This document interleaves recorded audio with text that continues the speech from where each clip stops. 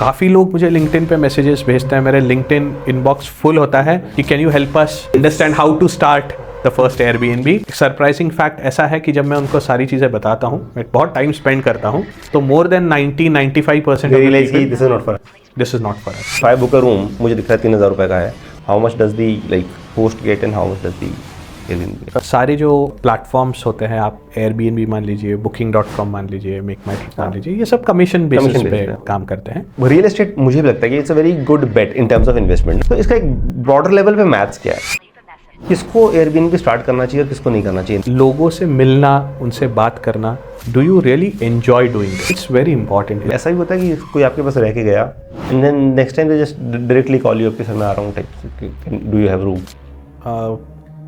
Advice to any wannabe entrepreneurs. Business is not get quick rich scheme.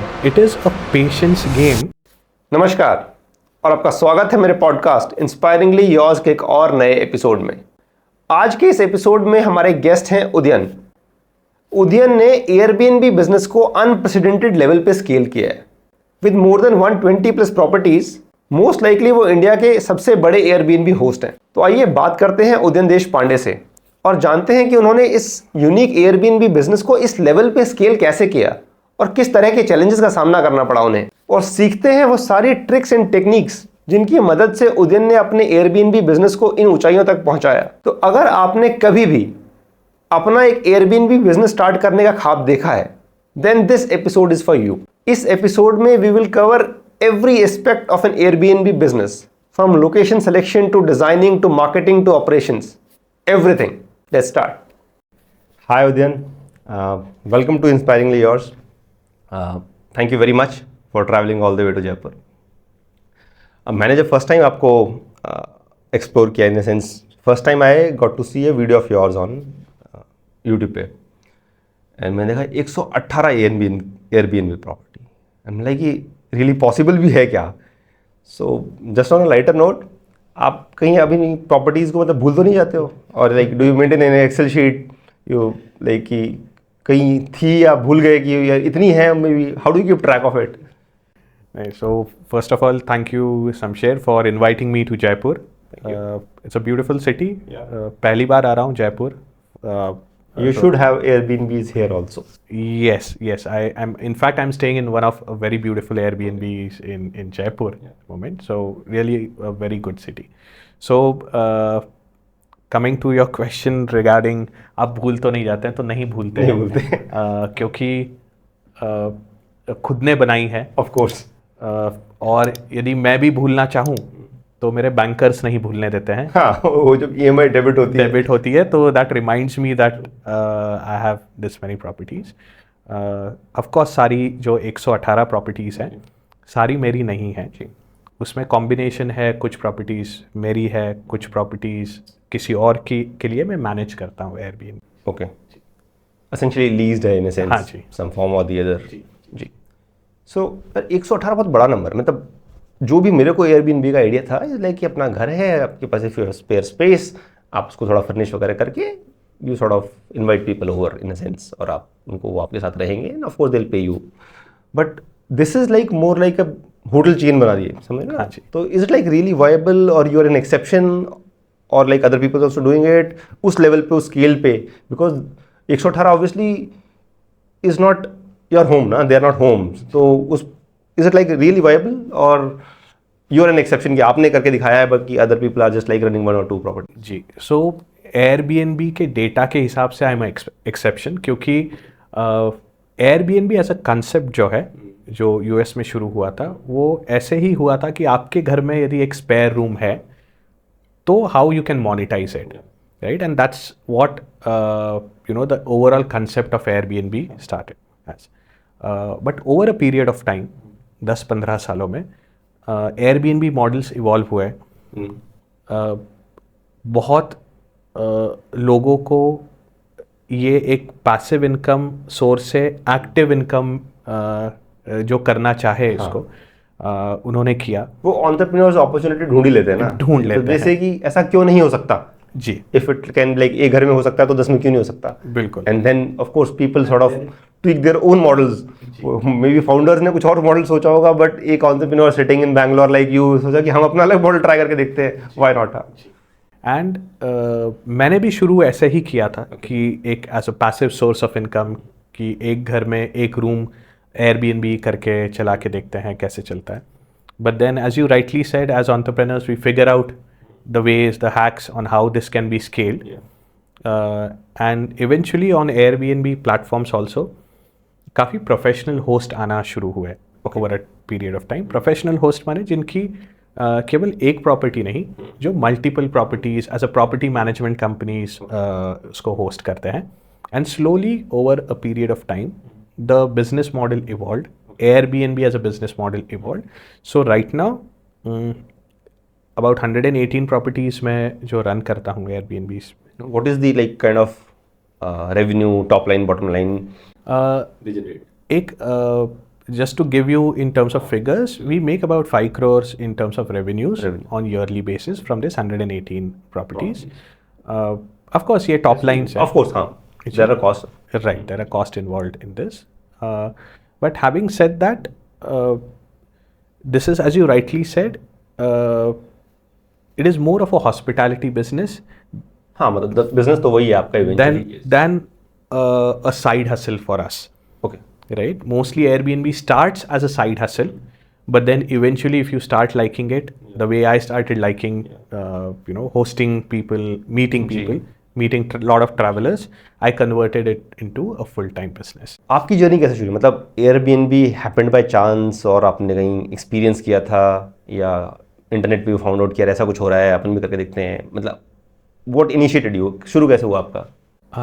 मुझे Airbnbs के बारे में कुछ नहीं पता था. Airbnb कुछ होता है ये भी नहीं पता था when I started this.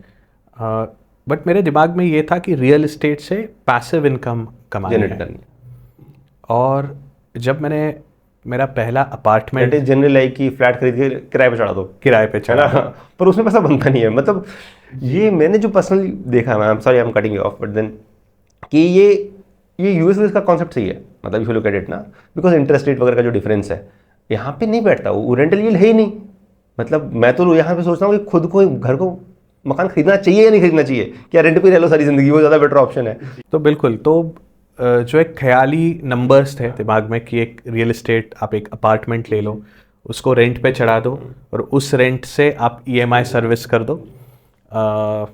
उस कैलकुलेशन के हिसाब से मैंने अपार्टमेंट्स में इन्वेस्ट किया था. और तुरंत मुझे पहले दूसरे महीने में ही पता चल गया कि ये तो जेब से पैसा जा रहा है, प्रैक्टिकली मतलब इम्पॉसिबल है, और ये स्केल भी नहीं हो सकता है. तो अनलेस आपकी कोई पुश्तैनी अपार्टमेंट्स हो या पुश्तैनी प्रॉपर्टी हो जहाँ पे आपको लैंड की प्राइस ना देनी पड़े, केवल आप कंस्ट्रक्शन की प्राइस दे रहे हो, तो शायद वर्कआउट हो सकता है. बट जहाँ आप लोन पे ज़मीन भी खरीद रहे हैं और घर भी खरीद रहे हैं, तो it's impossible to match the rental and the very expensive है. रियल एस्टेट तो बहुत ही ज़्यादा एक्सपेंसिव है, राइट. तो जब ये पता चला कि ये मैच नहीं होगा,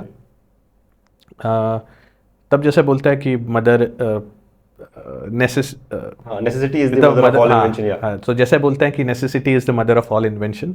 तो फिर एक्सप्लोर करना शुरू किया कि ये रेंटल यील्ड कैसे बढ़ाई जाए इस अपार्टमेंट की. दो ही ऑप्शन थे, या तो यू रिसर्च कि आप रेंटल यील्ड कैसे बढ़ा सकते हो, या ये अपार्टमेंट बेच दो, बंद कर दो, मतलब बंद कर दो, कि क्योंकि ये स्केल ही नहीं हो सकता है. तो वाइल एक पैरेलली ब्रोकर्स को बता के रखा था कि आपको ये अपार्टमेंट्स बेचनी है, बट पैरेलली मैं भी रिसर्च कर रहा था कि कैसे इसकी रेंटल यील्ड बढ़ाते आए. तो ऑनलाइन पता चला कि आप उस अपार्टमेंट्स को, जैसे जो 2 BHK अपार्टमेंट है, आप एक एक रूम करके as a paying guest accommodation दे दो, वहाँ पे 4 बेड्स लगा दो, हर एक बेडरूम में 2-2 बेड, और 4 लोगों को शेयरिंग में दे दो. वो एक ऑप्शन था. या आप किसी ऑफिस को दे दो, तो ऑफिस ज़्यादा रेंट देता है कंपेयर टू रेसिडेंस. वो एक ऑप्शन था. बट बहुत कन्विंसिंग ऑप्शंस नहीं थे मुझे जो लग रहे थे. मतलब again it was a experimentation for me कि ये करके देखते हैं. तो जहाँ ऑफिस के लिए बात की, तो ऑफिस में भी यूजुअली ऑफिसेस जो अपार्टमेंट्स लेते हैं, किसी CA का ऑफिस चलाना है या लॉयर को ऑफिस चलाना है, ये लोग ज़्यादा टाइम के लिए लॉक इन चाहते हैं, मतलब वो बोलते हैं आप 5 साल के लिए दीजिए, 9 साल के लिए, लॉन्ग टर्म लीज। और जबकि जो रेंट वो दे रहे थे, अगेन मैंने कहा ये 9 साल लॉक हो जाएगा अपार्टमेंट, बट अगेन EMI और रेंट तो मैच ही नहीं कर रहा है, तो वो ऑप्शन रूल्ड आउट हो गया। जो पेइंग गेस्ट अकोमोडेशंस होते हैं कि एक फ्लैट में 4 लोग रह रहे हैं, 6 लोग रह रहे हैं, somehow I was not convinced, क्योंकि जितने ज़्यादा लोग एक अपार्टमेंट में रह रहे हैं उतने ज़्यादा मुझे लगता था उतना ज़्यादा कॉम्प्लिकेशन है, इतने ज़्यादा लोगों के साथ रेंटल एग्रीमेंट्स करो, उतने ज़्यादा लोगों के साथ रेंटल कलेक्शन है, सारी चीज़ें हैं। तब Airbnb ऑनलाइन कहीं पे पॉपअप हुआ कि Airbnb करके एक कंपनी है जो कि शॉर्ट टर्म रेंटल्स करते हैं, और जहाँ ट्रैवलर्स मोस्टली फॉरेनर्स आपके प्रॉपर्टीज़ में आते हैं, रहते हैं, वे they are coming to explore India, they want to explore India like locals, तो काफ़ी लोग आते हैं। और तब मैंने Airbnb के बारे में पढ़ना शुरू किया, और जब पढ़ना शुरू किया तब मैंने जो बैंगलोर में कुछ Airbnbs थे वो एज अ ट्रैवलर बुक किए। ओके, तो एक्सपेरिमेंट तो एक्सपीरियंस रेदर, जी हाँ, टू एक्सपीरियंस, क्योंकि मैं चाह रहा था कि उस Airbnb का जो ओनर है उनसे जाके मैं बात करूँ, कि ये जो कैलकुलेशन दिख रहे हैं तो टच पॉइंट बनाने के लिए, जी, कि ये सही में ऐसे है या इसमें कोई हिडन नंबर्स है जो I am missing it out. तब मैंने Airbnb पहला बुक किया मेरा बैंगलोर में, और मैं उनसे जाके मिला, और फॉर्चुनेटली जिनसे मिला he was very positive about the entire Airbnb as a experience, and that और उस कारण मैं Airbnb शुरू करने की तरफ इंक्लाइंड हो गया। If I look back towards it now, मुझे ऐसा लगता है कि यदि वहाँ पे मुझे कोई नेगेटिव फीडबैक देता कि यार ये मत करो, ये हम इसमें पैसे बर्न कर रहे हैं, आप शुरू ही नहीं करते, तो it's very important to have positive people around you who can give you a real picture. Of course उन्होंने मुझे डिफ़िकल्टीज बताई इस बिजनेस की क्या है, कि इतने लोग आते हैं, इतने अलग अलग चीज़ें होती है लोगों से, सबकी एक्सपेक्टेशन अलग है, सबका लाइफस्टाइल अलग है, तो ऑफ कोर्स यार बहुत बार इनकंसिस्टेंट इनकम होती है, कभी ऑक्यूपेंसी बहुत ज़्यादा होती है, कभी ऑक्यूपेंसी लो होती है ना, तो ऑफ कोर्स चैलेंजेस थे, but at the end of the day वो बोले कि this is satisfying for me and it is making me earn this amount, जो कि मैंने मेरे अपार्टमेंट के लिए कैलकुलेट किया, और मैंने कहा इससे EMI तो निकल ही जाएगा, and that's how I started my Airbnb. तो it was out of experiment I would say, but then experiment turned profitable. Okay. वो मिर्ज़ापुर में डायलॉग है ना कि शुरू तो मजबूरी में किए थे, अब मज़ा आ रहा है, मज़ा आ रहा है तो ठीक है। सो असेंशली देखो, रियल एस्टेट मुझे भी लगता है कि it's a very good bet in terms of investment ना, सेफ है, एप्रिसिएशन भी हो जाता है, देन काफ़ी पैसा एक जगह इकट्ठा हो जाता है, अदरवाइज वो छोटे छोटे एक्सपेंसेस में निकल जाता है, मतलब so it's a good way of investment. Problem वही है कि रेंटल यील्ड बहुत कम है, and if there is some way which is the Airbnb way जिससे आप रेंटल यील्ड को बढ़ा सकते हो, तो nothing like it, then of course. तो इसका एक ब्रॉडर लेवल पे मैथ्स क्या है, देखो 3% इज रफली रेंटल यील्ड, रेजिडेंशियल में तो वही है, इसमें कहाँ तक जा सकती है? एक नॉर्मल रेसिडेंशियल प्रॉपर्टी लगभग 2.5 से 3% का रेंटल यील्ड देती है सालाना। ट्रू। देसी भाषा में हम लोग राशन में कहते हैं 25 पैसा मिलता है आपको महीने का, है ना, जब भी फ्लैट ऑक्यूपाइड हो तब। हाँ ऑफ कोर्स, मतलब बट वो लॉन्ग टर्म में यूँ आप मान के चलते हो कि ज़्यादातर ऑक्यूपाइड रह जाता है, तो भी हाँ यहाँ पे आप मान सकते हो कि आपको यदि आपके शहर की या उस लोकेलिटी की 3% यील्ड है, तो आप इस मॉडल से 6% निकाल सकते हो। 6% निकाल सकते हो, मतलब एग्जिस्टिंग इनकम से दुगनी इनकम, मतलब 100% increase. This is like you are talking about profit की बात, प्रॉफिट है ना, रेवेन्यू नहीं प्रॉफिट। हाँ, रेवेन्यू की बात नहीं कर रहा हूँ मैं, प्रॉफिट्स की बात कर रहा हूँ। जो रेवेन्यू है, रेवेन्यू अराउंड 12% तक जा सकता है, मतलब जहाँ पे 3% आप रेंटल यील्ड थी, उसके मुकाबले आप लगभग 12% यील्ड कमा रहे हो, बट इसमें खर्चे भी काफ़ी होते हैं। ऑफ कोर्स, मतलब खर्चे तो होंगे, क्योंकि लॉन्ग टर्म लीज में टेनेंट सारी चीज़ें देखता है, वो बिजली का बिल भरता है, पानी का बिल भरता है, वाईफाई का बिल भरता है। It's like you are running a mini hotel, तो आपकी लॉन्ड्री भी होगी, आपको फर्निशिंग चेंज भी करनी है टाइम के साथ, बिल्कुल। इंटीरियर्स में भी छोटे मोटे खर्चे चलते रहेंगे, फिर हाउसकीपिंग भी रहेगी, सब कुछ ही रहेगा। आपके एम्प्लॉयज़ रहेंगे, Employees भी रहेंगे। आपको बिजली बिल भरना है, Of course। आप एज अ होस्ट आपको लाइट बिल भरने हैं, और सबसे इम्पॉर्टेंट चीज़ आपको ऑक्यूपेंसी भी पे depend, हाँ। सारा ऑक्यूपेंसी पे depend. Like you have to market it and sell it कि हाँ भाई आओ रहो यहाँ पे, कोई तो पैसा दे के जाओ, just like any other business. मतलब आपके पास एक प्रोडक्ट है, यू टू सेल, जी, तो you two of course explore channels, पे कमीशन, मार्केटिंग का भी एक बजट प्रोबेबली आपको लेके चलना पड़ेगा, बिल्कुल। वो सारी चीज़ें आपको करनी पड़ेंगी। गुड। तो वैसे अगर आप लॉजिकली देखो, आपने एक घर खरीदा, घर को जनरली लोग फाइनेंस ही कराते हैं, तो डाउन पेमेंट देने के बाद 8-9% पे फाइनेंस होता है, होम लोन जनरली हो जाता है उसमें। जी, तो अगर 6% तक भी वो यील्ड निकाल पाए तो एक substantial part of your interest उसने कवर कर लिया है ना। देन आपने जो डाउन पेमेंट वो दिया था, बाकी आपकी ईएमआई मोरलेस मैच हो जाएगी वहाँ पे। देन द रियल मनी जब बनेगा, जो आपका over a period of time जब आपका एसेट बिल्डअप होगा। आप बिल्डअप होगा और वो एक पीरियड के टाइम के बाद वो एसेट आपका हो जाएगा, that would be like your good money. जी, तो इसमें क्या है, आप इसको यदि एक अपार्टमेंट के साथ कैलकुलेट करो तो भी ये तो भी बहुत लुक्रेटिव नहीं है, क्योंकि आप अगेन जैसे मैंने कहा, आप 6% कमा रहे हो एयरबीएनबी से, और आप इंटरेस्ट भर रहे हो 8-9%, फिर भी there is a deficit of what you are earning versus what you are paying.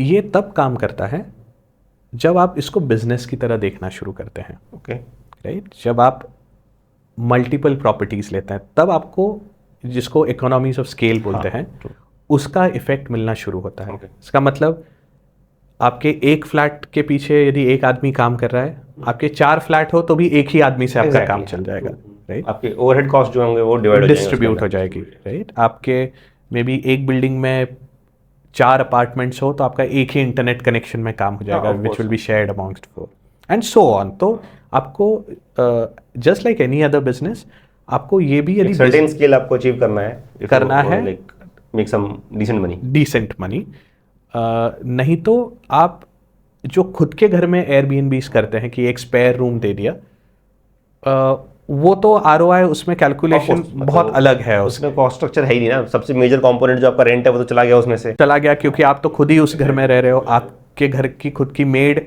वहां पे ही काम कर रही है। Like a small passive income आप करना चाहो तो, बट वो फिर आपका फुल टाइम या सीरियस बिजनेस नहीं हो सकता, नहीं हो सकता, स्केलेबिलिटी नहीं है ना फिर उसमें। इतने बड़े पैतृक संपत्तियां छोड़ी नहीं लोगों ने कि भाई 50-50 घर छोड़ गए हो, तब तो बात ही क्या थी। बिल्कुल। तो वो जो है, यदि आपको एज अ बिजनेस इसको देखना है तो आपको इसको स्केल में ही करना होगा। आप शुरू कर सकते हैं मे बी एक अपार्टमेंट से, बट आपके कैलकुलेशन में आपको 4 अपार्टमेंट 8 अपार्टमेंट इसी कैलकुलेशन से चलना है, ताकि आप इसको एक सस्टेनेबल बिजनेस बना पाओ। इसी की बात करते हैं। लेट अस अज्यूम समवन, कोई भी यंग बंदा है, कोई भी वांट्स टू स्टार्ट, ठीक है, प्रॉपर्टी नहीं है उसके पास, अज्यूमिंग कि पैतृक संपत्ति नहीं है, और मतलब है, सो बिजनेस मॉडल ये है कि रेंट पे लेंगे, लीज पे लेंगे या चलाएंगे। At what point does he break even? रफली कितनी प्रॉपर्टीज और कितना % ऑक्यूपेंसी? मुझे लगता है एक 8 प्रॉपर्टीज होना, 8 is a sweet spot number, जिसमें आपको इकोनॉमीज ऑफ स्केल का बेनिफिट मिलता है। आपको ऑक्यूपेंसी ऊपर नीचे होने से ज़्यादा फर्क नहीं पड़ता है, और आपको एक लगभग 60% ऑक्यूपेंसी पे, जब मतलब 30 दिन में से 18 दिन प्रॉपर्टी बुक हो जी, तो आप ब्रेक इवन कर लेते हो, मतलब आपको ब्रेक इवन हो जाता है। उससे ऊपर whatever you sell is your profit. तो just like any other hotel, जो कि 60-65% पे यूजुअली सारे होटल्स ब्रेक इवन करते हैं, तो ये भी बिजनेस वैसे ही ब्रेक इवन करता है। और ये एयरबीएनबी वाले क्या कमीशन लेते हैं? मतलब कॉस्ट स्ट्रक्चर क्या रहता है? जैसे if I book a room, मुझे दिख रहा है 3000 रुपये का है, how much does the like host get and how much does the Airbnb? Just like any other platform, सारे जो प्लेटफॉर्म्स होते हैं, आप एयरबीएनबी मान लीजिए, booking.com मान लीजिए, मेक माई ट्रिप मान लीजिए, ये सब कमीशन बेसिस पे काम करते हैं। ये कमीशन वेरी होता है, बहुत सारे फैक्टर्स होते हैं इसमें, कोई स्ट्रेट परसेंटेज नहीं होता है। तो आप ऐसा मान के चलिए एनीवेयर बिटवीन 3% टू 24-25% तक के ये कमीशन वेरी वाइड बैंड है, मतलब बहुत वाइड बैंड है।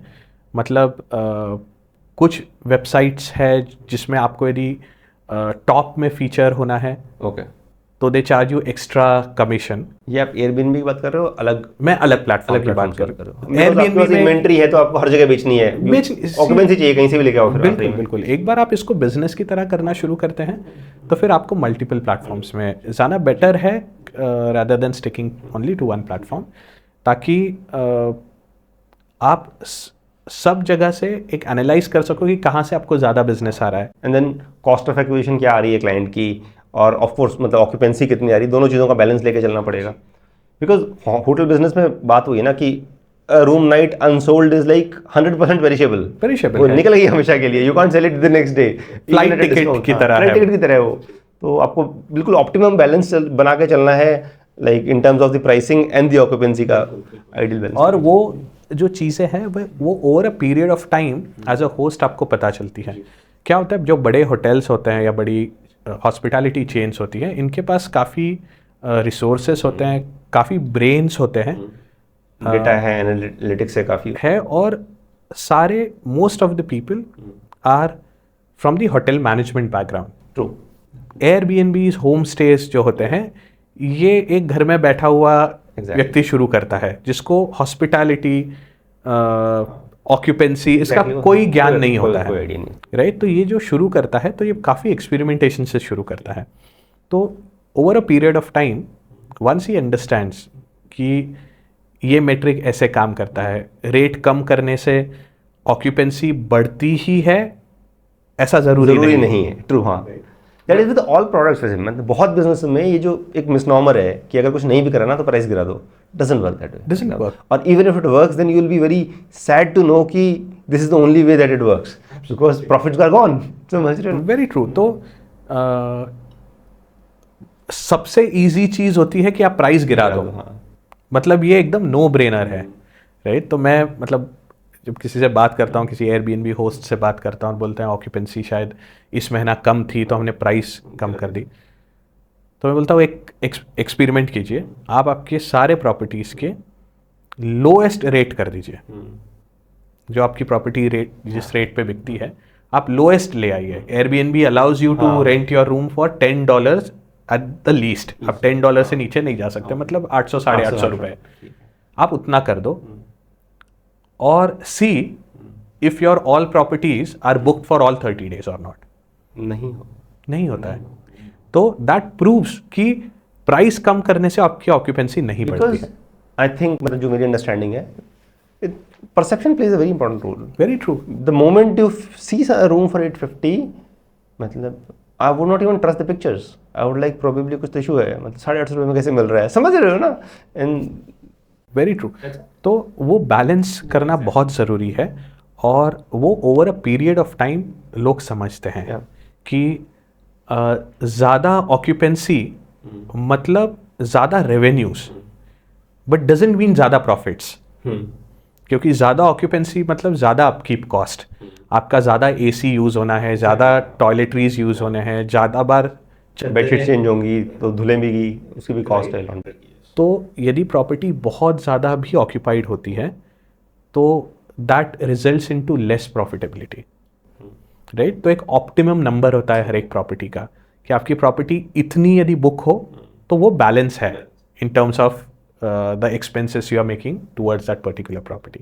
तो वो over a period of time depending on आप किस एरिया में आपकी प्रॉपर्टी है, किस प्राइस पॉइंट में आप बेच रहे हो और किस प्रकार का गेस्ट आप अट्रैक्ट कर रहे हो, वो आप you figure it out after few months. Airbnb का जो डिफरेंशिएटर था, मतलब कि it was not a hotel, समझ रहे ना? बिकॉज होटल्स की प्रॉब्लम वही, they are little too standardized, मतलब विद इन द ब्रांड तो है ही, मतलब even if you look to other brands also it's more less the same, मतलब वो हर आदमी एक सूट टाइप पहन के सर वेलकम, मतलब generally they say welcome with a very smiling face, but then you don't really feel welcomed, समझ रहे हो ना? बिकॉज उनका एसओपी है, उनका काम है वो, मतलब दे डोंट रियली दिल से आपको वेलकम नहीं कर रहे हैं, उसकी नौकरी, उसको तनख्वाह मिलती है इसलिए बेचारा बोल रहा है आ जाओ, समझ रहे हो? Airbnb was different because it's somebody's home, they actually live there, उनका एक हर उसका इंटीरियर अलग होगा, एक फील अलग होगी, but then with your kind of scale it becomes kind of another hotel. तो how do you sort of still keep that charm? देखिए, as you rightly said, hotel standardisation पे काम करते हैं, एयरबीएनबी से डिफरेंशिएटर्स पे एग्जैक्टली हाँ, यूनिकनेस क्या है आप? यूनिकनेस क्या है। तो हर एक एयरबीएनबी में भले आप स्केल में भी कर रहे हो तो भी उसमें बहुत पर्सनल टचेस होते हैं। आप उसका जो डेकोर होता है वो घर की तरह होता है। ओके। होटल्स में बहुत चीज़ें स्टैंडर्ड होती है, जैसे आपको रेस्टोरेंट होगा ही होगा, जिम होगा, सोना जकूजी होगा। घरों में ये नहीं होता है, घरों में रेस्टोरेंट्स नहीं होते हैं, राइट। तो वहाँ पे किचन्स होते हैं, राइट, जहाँ आप सेल्फ कुकिंग कर सकते हो। काफ़ी एक्सपीरियंशियल चीज़ें होती है, छोटी छोटी चीज़ें जो मान के चलिए होटल्स में बेड शीट्स सारी वाइट होती हैं। घर में हम कभी वाइट यूज़ नहीं करते हैं, राइट। सो एयरबीएनबीज में भी आप जहाँ तक ज़्यादातर रहोगे you will find a home kind of decor, home kind of bed sheets, toilet effects वगैरह जो लगाओगे आप उस हिसाब से लगाओगे, राइट। तो जितना आप पर्सनलाइजेशन कर पाओगे उस प्रॉपर्टी में, भले उस प्रॉपर्टी में 20 फ्लैट्स हो, उस प्रॉपर्टी में 10 अपार्टमेंट्स हो, बट फिर भी वो किसी के घर जैसा यदि आपको लगता है, जिसमें किचन है, जिसमें कोई बेल बॉय नहीं है, किसी आपका कोई फ़ोन नहीं है कि आप रिसेप्शन पे कॉल करके किसी को बुला लो, क्योंकि घरों में रिसेप्शन नहीं होता exactly, है। तो it is more of a home kind of feeling then staying in a hotel.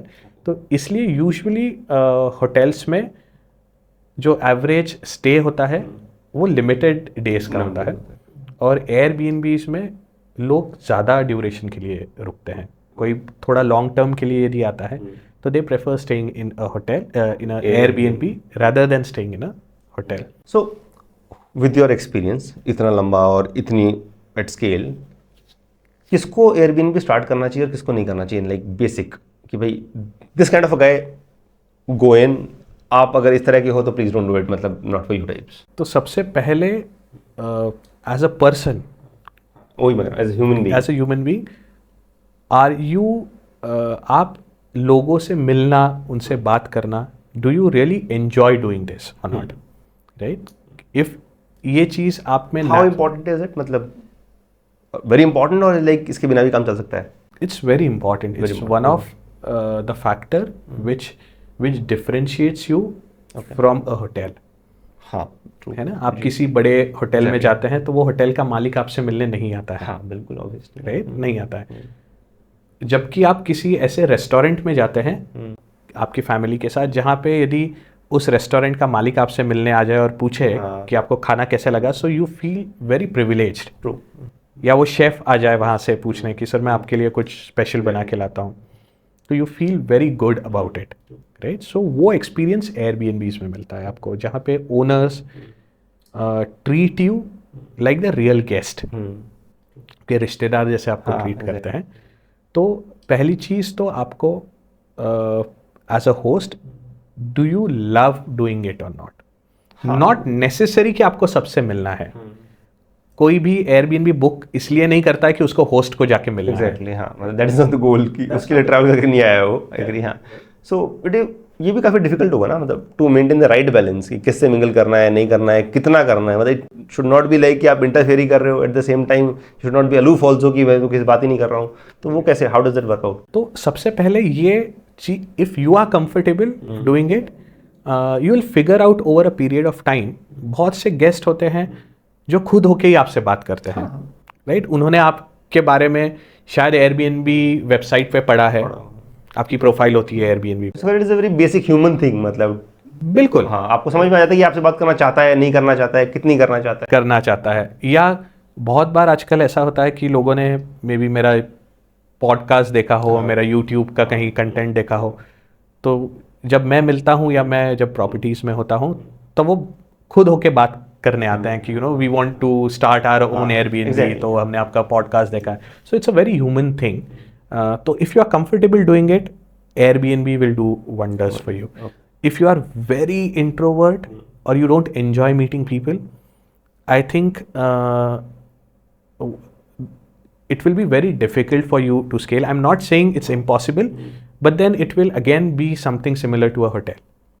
Then probably the people in charge, like जो team आपकी होगी, they have to be outgoing and they have to probably होने चाहिए, but पर वो बड़ा मुश्किल होता है, मतलब बहुत मुश्किल होता है। ओनर जब तक आप खुद वो नहीं करते ना, देन हाउ आप टीम में वो कैसे इनकलकेट करोगे? बिल्कुल, तो आपकी टीम भी आप जैसे ही होती है, एग्जैक्टली, राइट। तो एंड ऑफ द डे आप ही का एक्सटेंशन है वो। बिल्कुल। तो वो एक चीज़ है। दूसरी चीज़ ये बिज़नेस जो शुरू करते हैं उनको ये पता होना चाहिए कि रियल एस्टेट ये बहुत पेशेंस की जर्नी है। तो ये कोई एक स्टार्टअप या कोई टेक कंपनी या ई कॉमर्स कंपनी जैसा नहीं है कि आप कल लिस्ट कर दो 10x 100x का वो मल्टीप्लायर लेके चल रहे हो, नहीं होता है। you'll be grossly disappointed then. जी जी। तो ये ऐसा नहीं होता है कि आप इसको शुरू करो और दूसरे दिन आपकी मे बी लाख रुपए की सेल आ जाए या 10 लाख की सेल आ जाए या आपका वैल्यूएशन करोड़ों में हो जाए। सो ये बहुत स्लो ग्रोइंग बिजनेस होता है और इसको बहुत पेशेंटली करना पड़ता है। ये बहुत हद तक ये वीसी इन्वेस्टेबल बिजनेस भी नहीं है, बिल्कुल नहीं है। Otherwise the kind of scale वो और जो पेस वो एक्सपेक्ट करेंगे डिलीवर। तो जो इस ख्याल में है कि इसको स्टार्टअप जैसे बनाया जाए और इससे फंडिंग उठाई जाए और ये किया जाए, तो then it will be a disappointing business for them. ये बहुत एक ट्रेडिशनल हार्डकोर ऑफलाइन बिजनेस है जो कि ऑपरेशनली बहुत हेवी बिजनेस है। Hospitality is operationally heavy always, मतलब हर टच पॉइंट पे you have to give a good experience, right. और वो एक्सपीरियंस आता है ह्यूमन इंटरेक्शन से। आपकी जो स्टाफ है, आपका जो मैन पावर है, आप उनको कैसे ट्रेन कर रहे हो, किन लोगों को हायर कर रहे हो, they will represent you, right. So it's a very hard core offline business. Airbnb या जो दूसरे प्लेटफॉर्म्स हैं, ये खाली एक जरिया है आपको कस्टमर आपके प्रॉपर्टी तक पहुंचाने के, right. But the real business is the hospitality business, right. आप किस लोकेशन पे आपकी प्रॉपर्टी है, आपके यहाँ लोग किस लिए आ रहे हैं, मेडिकल टूरिज्म के लिए आ रहे हैं या वेकेशन के लिए आ रहे हैं या ऑफिस उनका पास में इसलिए आ रहे हैं, और क्या आप उनकी रिक्वायरमेंट नीड्स को फुलफिल कर पा रहे हो। If you are able to tick mark all this things, I think you become a good Airbnb host and you can scale this business. Essentially Airbnb जैसा आपने कहा कि more of a sales channel, भाई एक आपकी offering है जी। अब आप Airbnb के थ्रू क्लाइंट एक्वायर कर रहे हो या किसी और प्लेटफॉर्म के थ्रू कर रहे हो, एंड देन ऑफ कोर्स जो रियल ऑफरिंग है वो तो डिलीवर तभी होती है जब when the guest walks in, उसके बाद the kind of experience you give.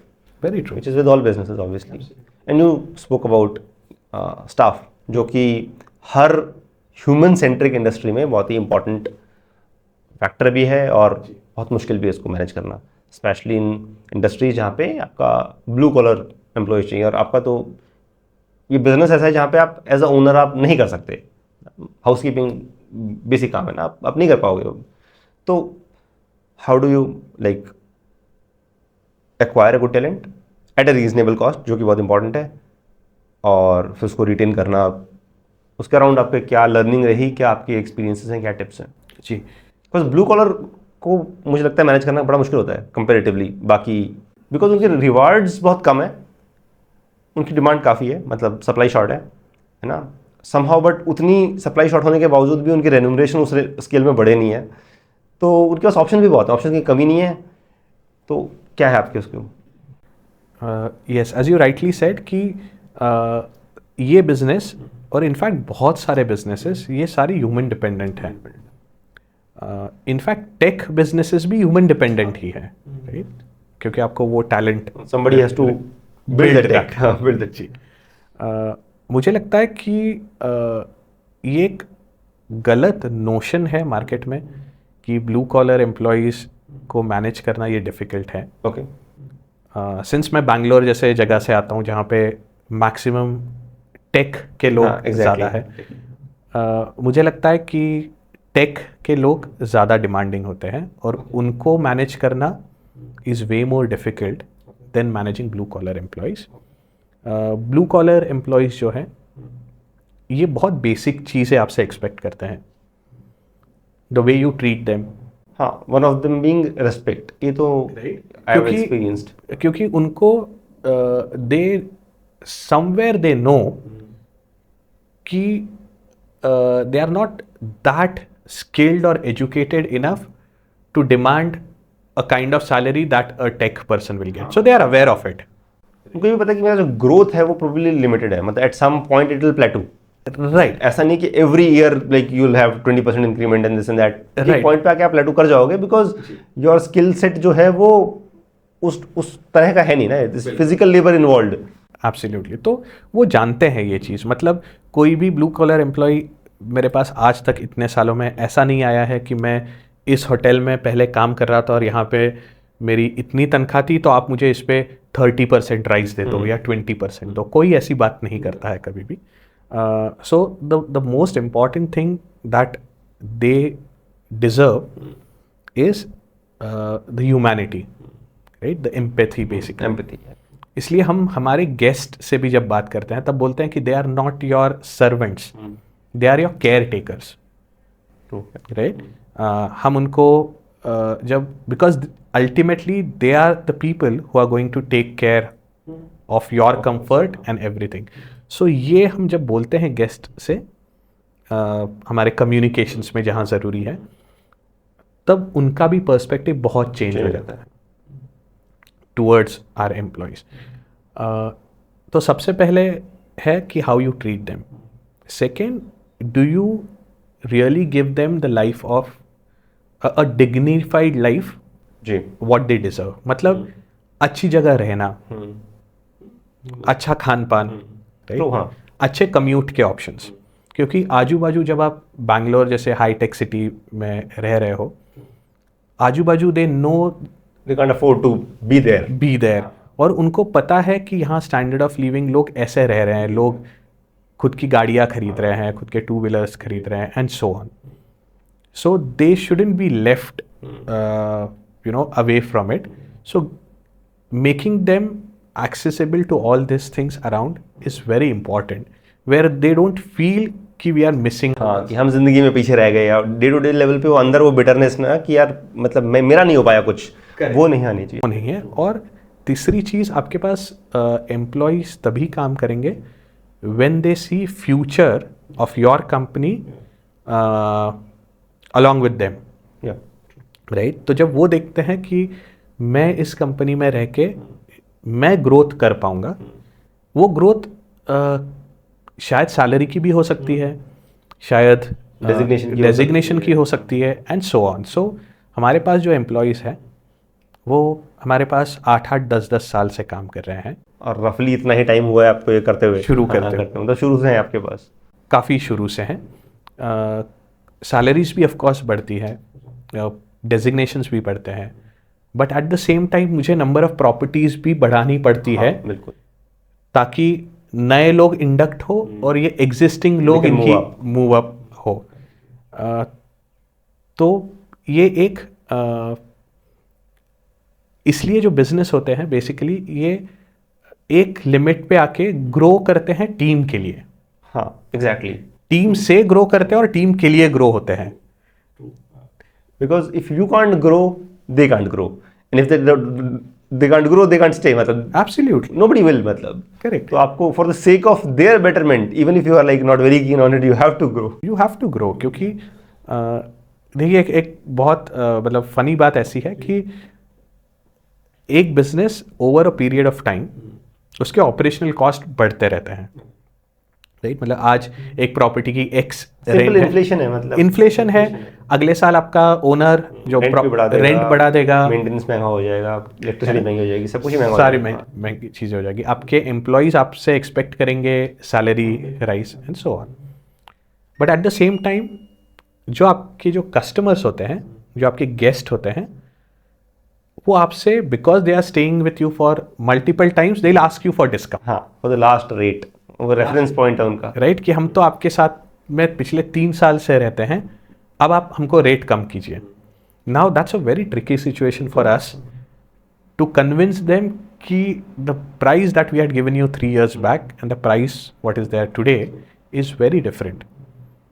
There is nothing against you, we of course want you to stay with us, but because every price have gone high, we'll also have to inculcate that। और sometimes क्या होता है, because guest of course guest not need to know, but बहुत बार ऐसा होता है कि गेस्ट ये कैलकुलेशंस नहीं जानते हैं, तो उनको लगता है कि ये बदल गए हैं, अब ये बड़ा ब्रांड हो गए हैं, इसलिए शायद इन्होंने प्राइसेस बढ़ा दिया है। तो जबकि ऐसा नहीं होता है। ये over a period of time inflation है, रेंटल कॉस्ट है, बिजली पानी के दाम बढ़ने हैं, एम्प्लॉय के सब कुछ ही बढ़ना है, सब बढ़ना है। जहाँ एम्प्लॉयज़ के अकोमोडेशन है उसके रेंट बढ़ने हैं, राइट। तो इसलिए price over a period of time धीरे धीरे धीरे बढ़ता है, न कि कोई बड़ा ब्रांड हो गया इसलिए वो बढ़ता है। ऑफ कोर्स, मतलब because end of the day उसको अपना बिजनेस चलाना तो सप्लाई डिमांड तो देखनी है, बट देन कॉस्ट स्ट्रक्चर भी देखना है, और वो कॉस्ट स्ट्रक्चर अगर बढ़ेगा, जो कि बढ़ेगा, there is nothing you can do about it. तो और मान के चलो कि for the kind of business we are in, government से 6% की इन्फ्लेशन है, बाकी वो है नहीं, वो मतलब फॉर उनका तो बास्केट ही अलग है, वो स्टूपिड तरीके से कैलकुलेट करते हैं, जिसका प्रैक्टिकल लाइफ में रेलेवेंस नहीं है। प्रैक्टिकल लाइफ में इन्फ्लेशन इज 10-11%, मतलब हर साल की जो महंगाई 10-11% आराम से आती है। तो उतना तो वो तो बेसिक चीज़ है ना, वो तो हर चीज़ में दिखेगा ही दिखेगा। रियल इस्टेट रिलेटेड जो चीज़ें हैं बैंगलोर जैसे जगहों में या मेट्रो सिटीज़ में, real estate rentals have surprisingly increased by 20-30%. Yes, in a year. हाँ, मतलब आई सॉ, मेरा फ्रेंड था, ही लिव्स इन गुड़गांव, उसका exactly he was paying 40K as rent for the house he was living in, मतलब Airbnb नहीं था, बस रह रहा था। एंड देन अगले साल आया, मगर 10% बढ़ेगा, तो क्वेश्चन वाज कि 10% में यार 4,000 रुपये बढ़ जाएंगे टाइप। देन ही सेड कि 60। Yeah. I like sir 60? And then actually there was somebody who was willing to pay 60 and then he vacated and like, wait, ठीक है. Yes, absolutely. That's like 50% jump. मजाक हो रहा है कोई, but है, this is how it is. Exactly. तो ये जो कैलकुलेशन है, ये गेस्ट को बताना exactly is difficult. Of course. मतलब उनको मतलब और आइडियली उनको बताने का कोई पॉइंट भी नहीं है. You have to just tell them कि sir this is costly now because of inflation, you can't help it. Exactly. तो of course वो पूछे, हाँ, then of course तो you can tell. But बहुत बार क्या होता है, लोग ऑनलाइन प्राइसेस देखते हैं, उनको लगता है मैं 1 साल पहले इस प्रॉपर्टी में मान के चलिए 3,000 रुपये पर डे में रहता था, अब इन्होंने रेट कर दिया है 4,000, तो अब नहीं रहना है। बट जबकि everything remains the same, right. So of course guest आज बहुत ज़्यादा ऑप्शंस हैं, और बहुत ज़्यादा न्यू एज एंटरप्रेन्योर्स हैं। पहले ना, मतलब हर बंदे का एक ड्रीम होता था कैफे खोलना है, ठीक है ना, कोई लिटरली कैफे खोलना है, रेस्टोरेंट खोलना है। हाँ जी, हाँ जी। अभी सबका हो रखा है एक एयरबीएनबी खोलना है, मतलब कोई लिटरली बताया ना, सो मेनी पीपल, हर किसी को एयरबीएनबी खोलना है। काफ़ी लोग मुझे लिंक्डइन पे मैसेजेस भेजते हैं, मेरे लिंक्डइन इनबॉक्स फुल होता है कि can you help us understand how to start the first Airbnb. और सरप्राइजिंग फैक्ट ऐसा है कि जब मैं उनको सारी चीज़ें बताता हूँ, मैं बहुत टाइम स्पेंड करता हूँ, तो more than 90-95% this is not for us, क्योंकि ख्याली कैलकुलेशंस होते हैं और रियलिटी में चीज़ें बहुत अलग होती है। तो ड्यूरिंग ऑल दीज ईयर्स सबसे बड़ा चैलेंजिंग टाइम क्या रहा? मतलब from what I could think, Covid obviously, मतलब उससे बड़ा चैलेंज तो क्या ही रहेगा, स्पेशली हॉस्पिटैलिटी में। और मतलब वैसे ऑपरेशनल बेसिस पे कोई चैलेंज आया हो, कोई बहुत डिफिकल्ट गेस्ट हो, मतलब यू रियलाइज कि यार ना दिस इज लाइक, और या फिर नहीं आया। कोविड तो एक, चलो वो तो पूरा इंडस्ट्री का ही चैलेंज था उसमें तो, but any very satisfying moment कि कोई कस्टमर बहुत खुश होकर गया हो, यू फेल्ट किया ना we delivered something really good, और कोई बहुत ही डिससेटिस्फाइड होकर गया हो, यू रियलाइज कि यार ये तो एकदम गुफ अप हो गया। तो बैड गेस्ट या बैड कस्टमर्स हर एक बिजनेस में होते हैं, राइट। तो ऐसे कुछ कस्टमर्स होते हैं जो मे बी किसी कारणवश वो ट्रैवल नहीं कर पाए, या उनके प्लान्स चेंज हो गए और वो रिफंड का एक्सपेक्टेशन कर रहे हैं हमसे, और for some reason because of the cancellation policies हमने उनको कैंसिलेशन नहीं ऑफ़र किया, तो उन्होंने हमारे बारे में गलत रिव्यू डाल दिया। नाउ दिस ये चीज़ें होने से पूरे टीम का मोरल डाउन हो जाता है, राइट। आप ऑनलाइन किसी के बारे में somehow मेरे को जो रियलाइज हुआ है कि दिस रिव्यू आज के बिजनेस में become very important, like online reviews, because पूरी डिस्कवरी उसी पे होती है, lot of people make their choices उसी के बेसिस पे। और समहाउ कस्टमर्स ने, मतलब ऑफ कोर्स आपके बिजनेस में, maybe in general also, they have started to use it as a arm twisting technique kind of a thing, मतलब ना कि मतलब और तो कुछ नहीं, मैं रिव्यू डाल ही सकता हूँ, समझ रहे हो ना। And unfairly at times they are expecting freebies, कि मैं ऐसा कुछ डालूंगा तो maybe they will reach out to me and they will offer me something, जो कि थोड़ा अनफेयर है, बट है, that is like reality of business today. तो वो जो चीज़ें होती हैं जो कि पिछले 2 साल से मुझे लगता है बहुत बढ़ चुकी हैं, कि if you don't meet the demand of your guest, reasonable और unreasonable demands, it will start reflecting on your reviews, तो जिससे पूरे टीम का मोरल डाउन हो जाता है। पहला चीज़। अच्छी मोमेंट्स तो बहुत होती है, मतलब आप मान के चलिए ये जो बैड कस्टमर्स की मैं जो बात कर रहा हूँ ये 1% होंगे, राइट, बट 99% लोग अच्छे होते हैं। आपके बिजनेस में, that is like hospitality business में, सर्विस मेंटालिटी होना बहुत जरूरी है। You have to be like with a smiling face all the time, और विद द काइंड ऑफ जो आपका बिजनेस है ये बहुत, मतलब you can't be like a hotel management graduate वहाँ पे ना, because cost structure will not allow it. मतलब of course you would want it, but then उसका एक लिमिटेशन है कॉस्ट स्ट्रक्चर की। तो मैं मानता हूँ इंसान को जिसको भी आप लाते हो, how do you sort of gauge it कि ये सर्विस मेंटालिटी का बंदा है या नहीं है, बिकॉज वो बहुत इंपॉर्टेंट है। लास्ट माइल पे डिलीवर तो उसी ने करना है वो एक्सपीरियंस। बहुत इम्पॉर्टेंट सवाल है, और ये बहुत ट्रिकी सिचुएशन होती है किसी को गेज करना एक इंटरव्यू से एग्जैक्टली कि ये सही में ये सर्विस दे पाएगा या नहीं। तो पहले तो जब कंपनी छोटी थी तब इंस्टिंक्ट से ही होता था। आज द ईजीएस्ट वे इज़ कि हम सारे जो स्टाफ है हमारा वो केवल इंटरनल रेफरेंस के थ्रू ही लेते हैं। हाँ, that must be good value, right, क्योंकि जो एम्प्लॉयज़ हमारे पास पिछले 4 साल से 5 साल से 8 साल से काम कर रहे हैं उनको कंपनी का कल्चर पता है, राइट। वो जब किसी को इंडक्ट करते हैं तब उनको पता है कि उनकी भी क्रेडिबिलिटी रिस्क पे है, राइट। So they will only induct someone if they are 100% sure.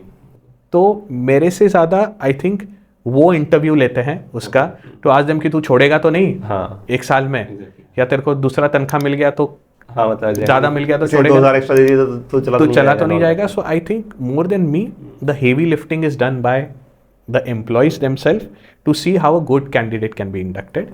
क्योंकि ब्लू कॉलर में it's very difficult for you to do a background check.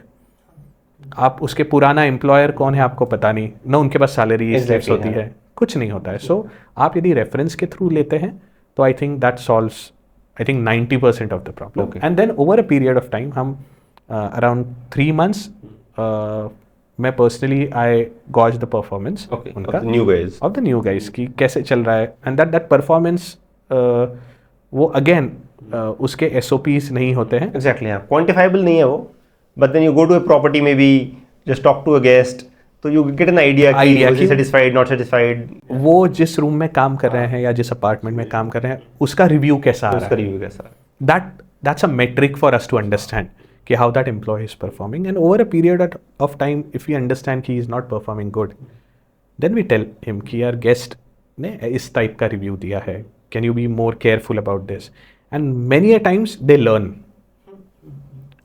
and if they don't, then of course that is life. If those who don't, they have to move on. Yeah. एक question ना which is like always intrigued me very much, वो होता है जहाँ पे भी variable pricing होती है ना, चाहे वो एयरलाइंस हो, चाहे अभी तो ट्रेन में भी आ गई है वहाँ रेलवे में भी आ गई है, होटल्स में हो गई है, यहाँ पे प्राइसेस चेंज में। मतलब as a like somebody with an analytical bent of mind, मेरे को हमेशा रहता है कि यार how do like optimize it, best कैसे कर सकते हैं, बेस्ट मैथ्स क्या है इसकी। And you deal with hotels, essentially hospitality business, जहाँ पे आपकी प्राइसिंग डायनेमिक है, तो क्या है इसका मैथ्स? आई नो एयरलाइंस वगैरह तो सॉफ्टवेयर वगैरह यूज़ करते हैं ऑप्टिमाइज करने के लिए, अभी आपके स्केल पे आप कैसे करते हो? How do like do the maths? Dynamic pricing of course काफ़ी सॉफ्टवेयर्स है, होटल इंडस्ट्री में भी डायनामिक प्राइसिंग के सॉफ्टवेयर्स हैं। मेरी सोच थोड़ी अलग है डायनामिक प्राइसिंग को लेके। मुझे लगता है कि इस स्केल पे, जिस स्केल पे हम काम कर रहे हैं अभी, डायनामिक प्राइसिंग में नहीं पड़ना चाहिए। ओके, इंडियन मार्केट के हिसाब से। उसका कारण ये है कि हम जो प्रॉपर्टीज़ लेते हैं वो फिक्स्ड रेंटल्स पे लेते हैं। आपका cost structure kind of fixed है, आपकी एम्प्लॉय कॉस्ट फिक्स्ड है, आपके रेंटल्स फिक्स्ड है, आपकी बिजली पानी ऑलमोस्ट मोर और लेस इज देयर सेम है, EMIs फिक्स्ड है। तो इसलिए प्राइसिंग में बहुत ज़्यादा वेरिएशन लाना एक रिपीट कस्टमर के मन में एक डिस्ट्रस्ट पैदा करता है। ओके, हाँ, ट्रू दैट। और स्पेशली अगर आप जैसे बैंगलोर जैसे हब में है, जहाँ पे इट्स नॉट अ वेकेशन वाला क्लाइंट नहीं है वो, it's more of a Repeat corporate client है। गए, उसको 5 दिन इसमें नहीं रहना है, फिर दोबारा 5 दिन रहना है, ऑल आउट। हाँ, तो आपको रिपीट क्लाइंट काफ़ी ज़्यादा है। उसके लिए। हाँ, मतलब इट मेक्स। तो आप एक प्रॉपर्टी सेम रूम यदि 5,000 में बेचते हो और अगले महीने उसको पता चलता है कि यही रूम 2,000 का था, true, he kind of feel cheated. Cheated, right? और फिर वही रूम 5,000 का 10,000 हो गया तो हिल नॉट कम, राइट? तो इसलिए डायनामिक प्राइसिंग जहाँ पे बहुत कॉस्ट कॉन्शियस मार्केट्स हैं और रिपीट गेस्ट ज़्यादा है, वहाँ पे ज़्यादा नहीं करना चाहिए। आप मे बी साल में 1-2 बार कर सकते हो, करना है तो सीजन के हिसाब से, मे बी कुछ सीजन के हिसाब से। ओके, मुझे लगता है अगर tourist kind of a destination है जहाँ पे सप्लाई डिमांड सीजन, जैसे अभी जयपुर है, यहाँ पे इफ यू सी गर्मियों में टूरिज्म बिल्कुल नहीं होता है, obviously nobody comes to Rajasthan in गर्मी कौन आएगा, और सर्दियों में ऑफकोर्स काफ़ी अच्छा होता है, तो वहाँ पे सीजनैलिटी समझ में आती है। But for your kind of business, जो आप स्पेशली कॉर्पोरेट एम्प्लॉइज को अगर कैटर कर रहे हो, तो वहाँ पे नहीं करना चाहिए। नहीं करना चाहिए। और हैविंग सेड दैट, लोग बहुत स्मार्ट हैं, लोग बहुत अलग अलग वेबसाइट्स पे जाके आपका रेट चेक करते हैं। आजकल बहुत सॉफ्टवेयर्स है जो आपको गूगल पे दिखा देगा कि ये प्रॉपर्टी एक्चुअली कहाँ पे कितने की अवेलेबल है, या आप गूगल पे डायरेक्ट सर्च करते हैं तो ट्रिप एडवाइजर का मॉडल ही पूरा वही है, मतलब एसेंशियली वही तो है, वो ट्रिप एडवाइजर वही तो है। और गूगल आपको बता देता है कि this property is today priced at 900 rupees more than the average price. तो then psychologically you know that you are paying more for it, right? तो आप उसमें बहुत ज़्यादा, मुझे लगता है, नहीं खेलना चाहिए। आपकी बहुत अलग अलग एवेन्यूज़ है आपको ज़्यादा पैसा बनाने के। जैसे मतलब दैट इज इम्पोर्टेंट। फूड एक ऑप्शन हो गया। हाँ, बहुत ऑब्वियस सा ऑप्शन है। आप यदि आपके एयरबीएनबीज के साथ फूड का टाई अप करते हैं तो you can make. When you से टाई अप, मतलब शेफ किचन या फिर लाइक किसी भी प्रकार का। ओके, आप एक एडिशनल रेवेन्यू सोर्स पैदा कर रहे हैं। ओके, वो मे बी किसी के होम किचन से आप प्रोवाइड कर रहे हैं या आप खुद का शेफ रख के कर रहे हैं, वो एक चीज़ हो गई। आप ट्रांसपोर्ट सर्विसेज यदि प्रोवाइड करना शुरू किए, है ना, कि एयरपोर्ट से या पिक एंड ड्रॉप किया, ऑफ कोर्स वो है। तीसरी चीज़, अभी मैं जहाँ एक दूसरे कंट्री में एयरबीएनबी में रहा, तो उस देश में गाइड का बहुत कल्चर है, लोकल टूरिस्ट गाइड्स बहुत होते हैं। तो जिस एयरबीएनबी में मैं रुका था, उसका मैंने जो पर नाइट का जो मेरा प्राइस था, उतना ही प्राइस उस गाइड का था, ओके, जो मुझे 2 घंटा घुमाया, राइट? सो एक रूम जो आपने 20 घंटे के लिए रेंट आउट की है, उसका एक कॉस्ट वर्सेस वही होस्ट जिसने मुझे 2 घंटा घुमाया, he made the same money, right? उसमें आपका इतना कैपिटल इन्वेस्टमेंट भी है, एब्सोल्युटली, यस, प्रॉपर्टी के अंदर, राइट? तो वो एक अलाइड सोर्स हो गया। एक ऐसी प्रॉपर्टी मैंने देखी बैंगलोर में, जहाँ पे एक एयरबीएनबी में, एक 4 BHK एयरबीएनबी विला में 3 रूम्स एयरबीएनबी पे हैं और एक रूम उन्होंने एज अ पॉडकास्ट स्टूडियो बना के रखा है। Okay, got it. सो वो उसको अपना किराए पे देते होंगे, वो किराए पे चलता है। सो बहुत अलाइड चीज़ें हैं to make more revenues out of your B&Bs, your hotels, rather than just doing the dynamic pricing. And as you rightly said, dynamic pricing vacation rentals की जगह पे ज़्यादा वर्क करती है। सीजनैलिटी है, रेट बढ़ा दो, बट स्टिल आप देखो कि आप गोवा में जब ट्रैवल करते हैं या किसी हॉलीडे डेस्टिनेशन में ट्रैवल करते हैं, आप बोलते हो यार ये दिसंबर है, बहुत भरा होगा, प्राइजेस भी ज़्यादा है, चलना है क्या? हाँ, एग्जैक्टली, है ना?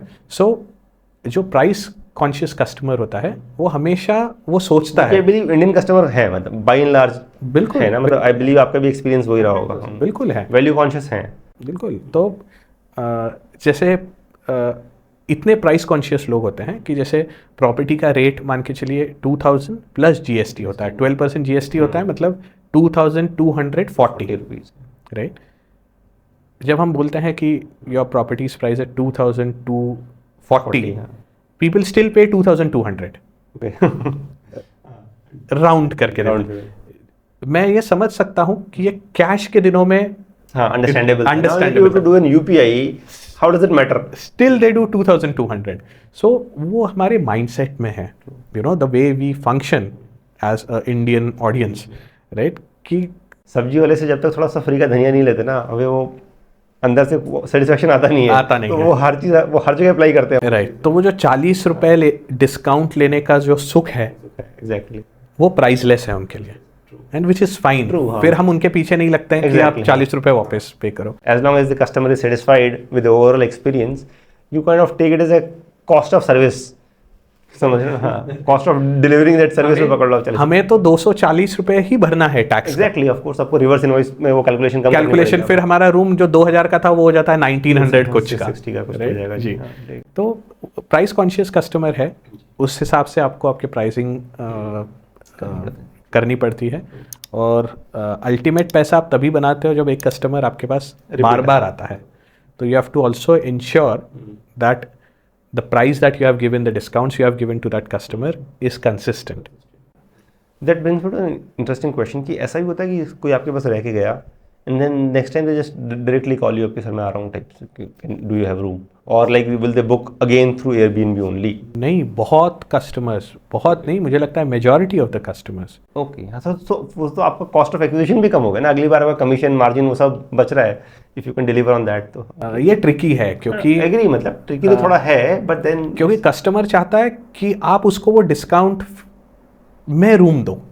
हाँ, कि मैंने Airbnb से वो रूम यदि मान लीजिए, उसने अपने आप ही फैक्टर इन कर लिया क्योंकि वो 20% तो कमीशन ही था, वो 20% कम कर दो। मतलब बहुत बार गेस्ट हमसे बहस करते हैं कि देखिए आप 20% कमीशन भरते हो तो वो माइनस कर दो, फिर ये भरते हो ये माइनस कर दो, क्योंकि कस्टमर ने अपना रिसर्च किया होता है कि ये कितना मतलब एक बॉल पास फिगर तो उन्होंने बना ही रखा होता है। बना नहीं, आप गूगल कर लो, आपको सारा डेटा मिल जाएगा। ठीक है, तो वो पहले ही कैलकुलेट करके हमको बताते हैं कि this is the final price I can pay. फिर हम बोलते हैं सर दैट्स नॉट पॉसिबल, मान लीजिए। बोलते नहीं, सी आपने पिछले बार मेरे से इतना लिया था, उसमें इतना कमीशन चला गया, ये माइनस कर दिया, ये माइनस कर दिया, and then no I sometime हम दे देते हैं कि इतना भाई ने इतना रिसर्च किया है तो लेट्स नॉट डिस्करेज हिम, कितना वैल्यूएबल है, क्या कर सकते हैं उसकी। तो हम करते हैं वो चीज़ें। तो बहुत गेस्ट ऑफलाइन बुकिंग करना चाहते हैं, हम कोशिश करते हैं कि ऑनलाइन हो। मतलब फर्स्ट टाइम डिस्कवरी वो ऑनलाइन करते हैं, and then if they are satisfied with the service then next time they will like directly करने की कोशिश। ये मॉडल समहाउ मुझे लगता है अमेजोन और फ्लिपकार्ट ने बहुत अच्छी तरह से क्रैक किया है कि एक कस्टमर ऑनलाइन ऑर्डर करने के बाद दूसरी बार भी ऑनलाइन करता है। उसमें दो तीन चीज़ें हैं सर, मतलब मैं I been an Amazon Flipkart seller and like done fairly well, so मुझे वो भी पता है। दो तीन चीज़ें, एक तो उसमें लॉजिस्टिक्स इन्वॉल्व है, समझ रहे हो। सो एज अ बिजनेस एक ट्रस्ट डेफिसिट है दोनों में ना, because payment has to happen before the service is delivered in online preferably.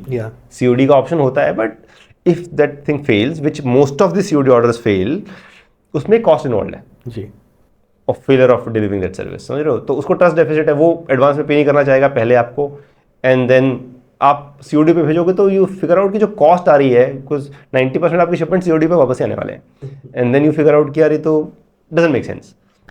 And then of course एक लॉजिस्टिक्स कॉस्ट भी है। So even if you sell directly तो आप कमीशन पे बचा लोगे, but logistics wise Amazon charges you way less as compare to what a courier will charge you, समझ रहे हो। तो आपका वो 50 रुपये आपने कमीशन में बचाया, बट देन शिपिंग कॉस्ट आपकी उतनी एक्स्ट्रा पड़ेगी depending on the weight of the packet. तो एंड देन फिर बिल्कुल as a seller of course you know, but even the customer doesn't try to order from you directly, right. तो वो एक pattern है कि जो कस्टमर खुद भी नहीं चाह रहा है ऑनलाइन, बिकॉज वही ट्रस्ट डेफिसिट है उसको, बिल्कुल। मतलब वो, और most of the cases they don't even know the seller. So जैसे इन अ सेंस आपने कुछ ऑर्डर किया, आपके पास एक पैकेट आता है, उस पैकेट में एक इनवॉइस आती है, उस इनवॉइस में सेलर का नाम है, उसका GST नंबर है, उसका नंबर नहीं है, करेक्ट, उसका नंबर नहीं है, समझ रहे हो ना। तो नहीं, इनफैक्ट बहुत बार वो बॉक्सेस में सेलर का एक कार्ड आता है, डाल देते हैं वो लोग, है ना, उनकी वेबसाइट आती है, but still you still prefer going from. इसके दो रीज़न है सर, एक चीज़ और बताता हूँ आपको। एक तो इन्होंने इतना सेलर पे इतना प्रेशर क्रिएट किया हुआ है मार्केट प्लेसेस ने, फ्लिपकार्ट अमेजॉन ने, because this a competitive market place, you have to like visibility लाने के लिए you have to compete with so many other sellers ना, आप कोई अकेले सेलर तो हो नहीं हो। तो वो आपसे उस प्राइस पे माल बिकवा रहे हैं कि आप अपनी वेबसाइट पर उससे कुछ महंगा ही बेचोगे, सस्ता नहीं बेचोगे, because the kind of volumes they give you, आपके पास कोई ऑप्शन नहीं है, समझ रहे हो। तो आप चाहोगे कि यार ये कमीशन बच रहा है, वो कर रहा है, मैं वहाँ पे सस्ता बेच दूंगा, but practically it still doesn't make sense because it is a hyper competitive market. Very true. Amazon and like those marketplaces. तो आप वहाँ पे सस्ता ही बेचोगे, प्राइस का कोई खास एडवांटेज आप डिलीवर नहीं कर पाओगे, 10-20 रुपए कोई बात नहीं है, और सब्सटेंशियल आप डिफरेंस नहीं दे पाओगे. तो इसलिए वही सेम कस्टमर जब वो रहने का चूज कर रहा होता है, वो चाहता है कि वो ऑफलाइन बुक करे. राइट. और ये प्रॉब्लम एयरबीएनबी के साथ नहीं है. मैं जब मेरे होटेलियर दोस्तों से बात करता हूँ, ये बोलते हैं कि even as a hotel owners कोई रिपीट क्लाइंट होता है वो भी ऑफलाइन रेट्स नेगोशिएट करता है. तो बहुत बार आजकल ऐसा होता है कि ऑनलाइन रेट्स कम होते हैं ऑफलाइन से. हाँ बिल्कुल. I have experienced it multiple times and I am like अबे तुम इतने दे रहे हो, ऑलरेडी दे रहे हो, आई एम श्योर कि इस पर कुछ कमीशन वगैरह भी होगा, but what ever the deals is मतलब इट डजंट वर्क. वो इवेंचुअली ऑनलाइन ही सस्ता रहता है कि आप वहीं से ले लो. एब्सोल्युटली. सो बहुत सारी वेबसाइट्स जो है, जैसे गेस्ट हमको फ़ोन करते हैं कि यू नो इस वेबसाइट पे आपका रेट ये दिख रहा है, तो हम डायरेक्ट आने से कितना मिलेगा, एंड देन वी से कि यू नो हमारा रेट तो इससे एक्चुअल ज़्यादा है ऑफलाइन, बट दिस ये customer is being funded by those marketplaces. Absolutely. So हमें तो पूरा पैसा ही आता है, but they are giving some discounts. फिर उस पर क्रेडिट कार्ड के डिस्काउंट्स होते हैं, कुछ पॉइंट्स होते हैं, ये होता है, तो उनको रूम बहुत सस्ते में पड़ता है, और फिर उनको लगता है यही रूम की प्राइस है, and then they ask you for more discount मांगते हैं, क्योंकि हम आपके पास और 10 दिन रुक रहे हैं, ये देखिए हमने 1500 ही दिया है. तो you know that becomes, because हो क्या रहा है, जो मेरी समझ है यहाँ पे, on a market place different properties are fighting with each other, but then different marketplaces are fighting with each other. Absolutely. समझ रहे हो, they have to attract that client. तो वो अपनी पॉकेट से, ये जो इतने भी कैश बर्न करने वाली स्टार्टअप्स हैं, ये इवेंचुअली वहीं तो कैश बर्न हो रहा है, और कहाँ हो रहा है, वो जो डिस्काउंट को फंड कर रहे हैं, that is their cash burn. Very true. Fortunately Airbnb नहीं करता है ये. ओके, एयरबीएनबी नहीं करता है. आप जो प्राइस डालो उसी प्राइस में बिकेगी प्रॉपर्टी, उसमें कोई ना ऑफर्स चलते हैं ना कुछ चलता है. To end it, मतलब last question, essentially you're an entrepreneur, so that's how we end it with all entrepreneurs. Advice to any wannabe entrepreneurs की ना, कोई कुछ भी काम, और it might be in your industry, might be in like generic advice to all entrepreneurs. कोई start करना चाह रहा है कुछ भी अपनी लाइफ में, so what are your lessons, जो कि हम ये चाहते हैं कि जो हमने 10 साल में सीखा ठोकर खा के, वो कि बिना ठोकर खाए सीख जाए 10 साल पहले. So what are your like nuggets of wisdom? Business is not a get quick rich scheme, जो मैं बोलता हूँ. Ponzi scheme नहीं होती है. एक के दो नहीं होते फटाफट. With today's world of content creation and lot of podcast, जो लोग अपनी 15 साल 20 साल 40 साल की जर्नीज 15 मिनट में या 1 घंटे में प्रेजेंट करते हैं, वो एक कंटेंट का फॉर्मेट है, but it is a patience game for this many years. True. Right? So मैं बहुत लोगों को बोलता हूँ कि अगर आपके बिजनेस में देखें जी, जो रियल मनी बन रही है, जितना मैं समझ पा रहा हूँ, it is not the operational income, it is the asset that you are building. Absolutely. और वो क्वाइट लिटरली 10 साल में, 15 साल में, 20 साल में बनेगा, ज़्यादा शायद may be, which is like quite literally all of your working life. उससे ज़्यादा क्या ही होगा. बिल्कुल. लिटरली आप you started say 25 27, you will probably 45 50, which is effectively आपकी पूरी जिंदगी निकल गई है उसके अंदर. Very true. तो as you rightly said कि जितनी भी ऑपरेशंस में जो कंपनीज हैं, वो पैसा बर्न कर रही है.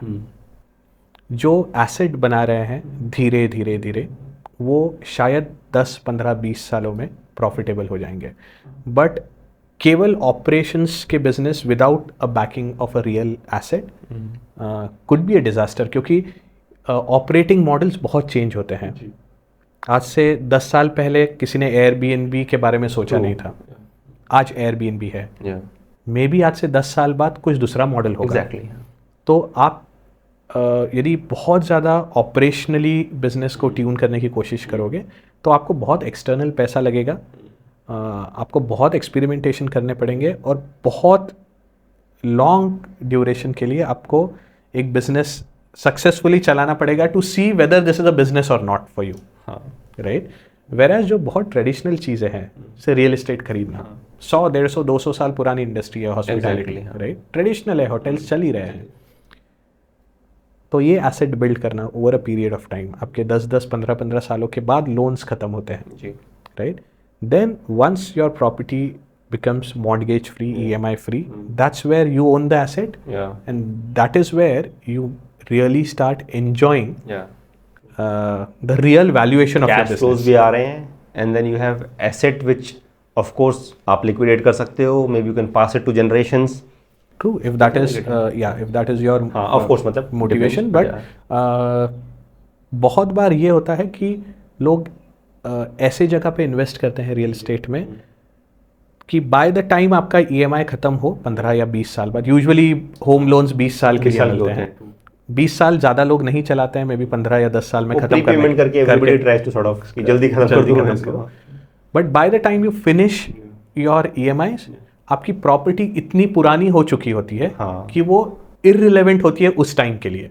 हाँ, ये बात भी सही है। मतलब other than the land prices have gone up, the building is kind of अभी वो बोला दोबारा बनाओ इसको। बिल्कुल, क्योंकि आज से 15 साल पहले या 20 साल पहले सोसाइटीज़ में कोई स्विमिंग पूल नहीं मांगता था शायद। आज वो एक बेसिक एमिनिटी है राइट? या आज में भी EV चार्जर्स हो गए, ये आज एक बेसिक नेसेसिटी है। मे भी आज से 20 साल बाद कुछ और एक रहेगा, तो हम अभी आज की तारीख में इमेजिन भी नहीं कर सकते हैं। तो आज आप 20 साल के होराइजन में जब आप आपका EMI ख़त्म करोगे या 15 साल में, यदि आपकी प्रॉपर्टी यदि रिलेवेंट नहीं रही उस टाइम के लिए, तो आपने जो ये 15-20 साल किया ये तो फेल हो गया। ट्रू, ये भी राइट? तो ये जानना कि फ्यूचर प्रूफ प्रॉपर्टीज बनाना खुद की छोटी छोटी चीज़ है कि आज so now it is an interesting point. मतलब फ्यूचर प्रूफ प्रॉपर्टी बनाना which is like really important point है ना। तो क्या है उसका मतलब, what is the cheat code? Again common sense. इसका कोई रूल नहीं है फ्यूचर प्रूफ एसेट्स बनाने में। छोटी चीज़ है, आज से 10 साल या आज से 20 साल पहले जो प्रॉपर्टीज़ हुआ करती थी, या आप और मैं ये 2 व्हीलर्स पे बहुत घूमते थे। हाँ बिल्कुल। हाँ। आज हम 4 व्हीलर में ज़्यादा घूमते हैं राइट? तो 4 व्हीलर पार्किंग राइट? पुराने प्रॉपर्टीज़ में बेसमेंट पार्किंग नहीं हुआ करती थी राइट? वो इतना फैक्टर इन ही नहीं करते थे।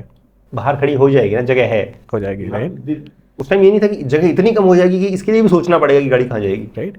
मुझे ऐसा लगता है आज से 15 से 20 साल बाद, या शायद उससे काफ़ी पहले, हर एक फैमिलीज़ में 2-2, 3-3 कार्स होंगी। हाँ, जिस हिसाब से हमारी बाइंग पावर बढ़ रही है, क्या आपकी प्रॉपर्टी या आपका रियल एस्टेट वो डिमांड को केटर करेगा या नहीं करेगा? जैसे हम रिसेंटली, मैं किसी को कंसल्ट कर रहा था उनकी प्रॉपर्टी बनाने के लिए,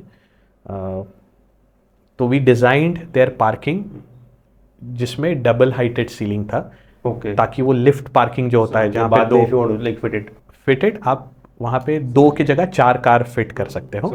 आज 2 कार का ही पार्किंग है, बट प्रोविजन है उसका, बट प्रोविजन है कि 4 कार पार्क हो सकती है।